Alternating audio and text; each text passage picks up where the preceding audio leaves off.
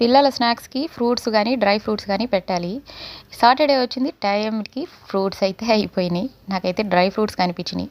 బెల్లం ఇలా వేసి ఇచ్చేద్దాం అనుకున్నాను, కానీ అలా అయితే తినరేమో అని డౌట్ వచ్చేసింది. అందుకని ఒక స్పూన్ నెయ్యిలో ఈ కొద్దిగా జీడిపప్పులు తీసుకొని ఇలా దోరగా వేయించి పక్కన చల్లారి పెట్టుకుందాం. ఇప్పుడు ఇందులోనే ఒక 2 స్పూన్ల బెల్లం వేసుకోవాలి. ఎందుకంటే ఈ జీడిపప్పులు విడివిడిగా పలుకులుగా రావడానికి బెల్లం తక్కువ వాడాలి.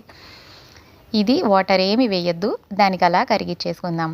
కొంచెం ఫ్లేవర్గా ఉండడానికి ఇలాచీ సీడ్స్ కొద్దిగా వేస్తున్నాను. ఇప్పుడు ఈ జీడిపప్పులు వేసుకొని కలిపేసుకుందాం.